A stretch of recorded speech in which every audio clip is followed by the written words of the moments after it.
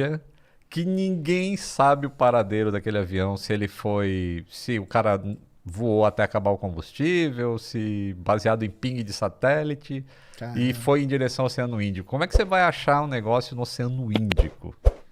Quais são as hipóteses aí pro Malaysia que o pessoal levanta mais? Tem diversas, tem as malucas aí, tem um tal de Jeff Wise. Que foi? Esse- Abduzir o avião. ele vai por essa onda aí. Mas não, de abdução ele não fala, mas ele fala que o avião, ao invés de. O avião enganou, assim, ele não desviou para o sul. Ele foi, na verdade, para o norte, para uma base russa. Por quê? Né? Eita lá. Assim, Que ele, doideira. ele fala umas doidas, ele fala de sinal de GPS, aí cria aquelas, né, conspirações que para você provar, aí você precisa despender de um tempo para falar, pô, você tá falando um monte de besteira, bicho. Porque o satélite, o ping, através do Doppler, se sabe que ele foi pro sul, ele não foi pro norte de jeito nenhum. E você tá falando em cima de uma imagem de Google Maps, Né, sabe? não dá, né? Aí não dá, né? Mas tem essas teorias aí tem a teoria do sequestro, que não se sustenta porque nenhum grupo terrorista Assumiu. assumiu. E aí, para que você vai, né, ir para uma ilha com a Gisele Bündchen e não fala para ninguém que você foi? Exatamente. Então, é isso, né? O terrorismo, infelizmente, vive disso. Ahn, e tem a do suicídio do comandante, que é, Ele mergulhou com o avião no mar, é isso? é, Basicamente. é muito difícil entender como é que se faz um suicídio Mas aí que ele coletivo. desliga tudo? Ele sai desligando as coisas? Porque ele pode, né? Tá, eu vou falar minha teoria pela primeira vez, eu acho que eu vou falar isso em Então, consideração. fala a A gente teoria. tá conversa de bar, então, Isso né? aí. O que eu acho, tá? Isso não é a verdade, tá, pessoal? É o que eu acho. Que o comandante, que é o que tinha mais motivo para se suicidar, baseado no que a polícia encontrou no simulador de voo da casa dele e tudo mais, e ele estava com problema político, perseguição lá na Malásia. Então eu acho que ele matou o copiloto. E existe uma maneira não muito difícil de fazer isso dentro do cockpit do 777, que eu obviamente não vou falar, mas existe uma maneira não muito difícil. E o avião ele faria um voo de aproximadamente 5 horas entre a Malásia e acho que ele estava indo para a China, se não me engano. Uma vez que o copiloto está morto e a porta do avião é blindada, acabou. Ninguém mais tem acesso ao cockpit do avião. Só o comandante podia abrir, né? Só o comandante que pode abrir. Se você fala para os comissários que tá tudo certo, tá tudo certo. Segue o voo. Você de noite dentro do avião, você está comendo e vai se preparar para dormir, certo? As comissárias fazem o serviço de bordo que tem que fazer. Enquanto isso, o avião não está indo para a China. Ele já começa a fazer a volta para ir para onde ele tem que ir. Baseado no plano de voo que o cara fez no simulador dele. E por que que ele não... Por que que isso não chama atenção? Né? De tipo, ninguém vai no banheiro, ninguém vai nada. Em algum momento eu acho que a tripulação de cabine, que são os comissários, devem ter se sentido desconfortáveis, mas o comandante pode ter dado uma desculpa qualquer. Existe uma teoria que diz que ele pode ter despressurizado o avião. E aí todo mundo morreria antes de por qualquer hipóxia. coisa. Entendi. Inclusive ele, mas o oxigênio dos tripulantes demora mais do que o dos passageiros. O passageiro é 15 minutos, o do tripulante daria para respirar por mais de 2 horas em condição de falta de oxigênio. Eu acho que ele não precisou fazer isso. Como ele sabia como desligar o transponder Isso. e toda a parte de comunicação externa do avião, ele também sabia como desligar o sistema de entretenimento dos passageiros, que mostra o mapa para onde o avião está indo. Aquele Porque mapinha que você fica acompanhando, ele pode ir ali e isso, ele tira do desliga ar. só aquilo. Aham, entendi. Entendeu? O sistema de filme continua Tá funcionando. tranquilo, só o mapinha que não. Porque a partir do momento que ele tenta fazer alguma coisa, a vida dele começaria a ser infernal. Assim, os passageiros, oh, para onde a gente está indo? Oh, por que né, caiu máscara? As comissárias, caiu uma... Ia ser bem complicado. Ao passo que se ele faz um voo normal, estamos indo para a China, ninguém sabe para onde está indo, entendeu? E aí ele faz uma grande sacada que eu acho assim, eu não sei que ponto de maldade do ser humano consegue isso, mas quando ele desliga o radar, o que acontece é que o avião para de dar informação para o controle de tráfego aéreo, de velocidade, de altitude e tudo mais.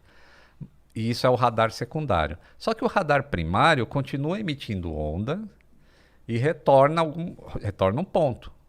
E aí, em algum momento no radar, tinha esse ponto aparecendo sem nenhuma informação. Então, o que você faz quando algum alvo entra no teu espaço aéreo e não diz o que é?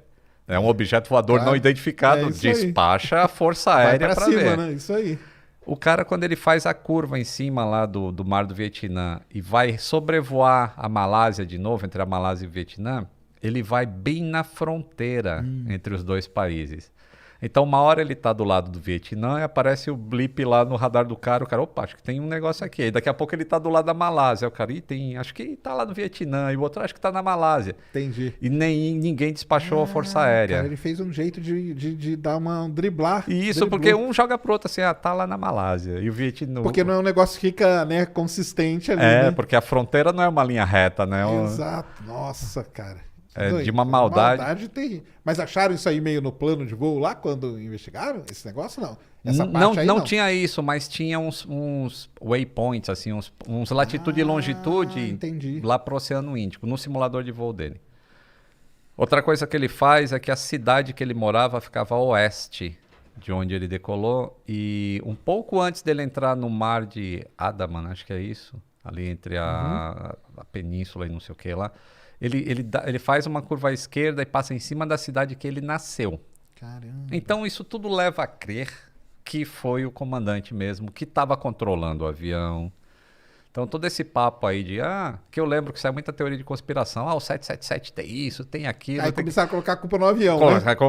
Perdeu todo o sistema elétrico. O avião ficou voando 6 horas, cara. Não, pra perder... Caramba, cara. E aí, depois que ele sai do território, ele entra nesse mar. E quando ele tá entrando no espaço aéreo de uma ilha que tem ali, Sumatra, não sei se é Sumatra. Eu tô tentando lembrar do War 2 que a gente jogava. Ali, né? Aquela região Sumatra, é complicada mesmo, né? Aí ele vira à esquerda e vai para o sul do Oceano Índico. E como se sabe que ele foi para o sul? Ciência. Né? Essa comunicação que o avião da Air France mandou pro escritório da Air France é porque a Air France tinha um sistema pago de assinatura de informação de telemetria para o avião. E a Malaysia tinha isso também, mas só para o avião, não tinha para os motores. Porque são pacotes que você vai adicionando, né? E eles não tinham isso. Mas o avião e o satélite não sabe quem comprou, quem não comprou. Então existe um ping assim de conexão entre o satélite e os motores, assim, tipo, você tá aí, tô aqui. Só isso. E existia essa comunicação de ping e a determinados intervalos de tempo. E através do satélite estacionário, ele sabia, o satélite está aqui, ele está mandando uma onda. Através de Doppler, a gente consegue medir a frequência. Claro, se aumentou, se diminuiu e tal. E a gente sabe se ele está indo para lá ou para cá. Se ele está se afastando ou se aproximando. Se aproximando. Isso. E aí chegaram à conclusão que ele tinha ido para o sul. Caramba. E aí tem vários cálculos. Tem um cara no Twitter, é o Mike Chillett, acho. Esse cara é um matemático do caramba e ele tá envolvido com Malaysia. Acho que eu vou fazer um vídeo com esse cara. Eles estão ainda, tá ainda na... Tá, ele vai plotando no Google Maps e ele vai pegando a posição de satélite, posição não sei o que, posição de ping e vai plotando os dados e fala, Malaysia caiu nessa área aqui. Baseado em informação de avião e tudo mais. Muito, muito interessante. Eles têm meio que um local ali. Ele tem. E hoje ele tweetou assim, eu acho que tem alguém que está lendo meu Twitter, que tem um barco que continua pesquisando. Eles pararam com uma parte, mas tem um barco que chama... Putz, não lembro agora, mas é um barco japonês que anda fazendo investigação lá. E ele fala, acho que esses caras estão seguindo meu Twitter, porque sempre que eu falo que é um negócio aqui, o barco se direciona para lá. Não, se direciona para lá. Então, tipo, ele... Eu tomara que encontre alguma coisa. Não vai ser de muita valia mais, infelizmente. Não vai ter?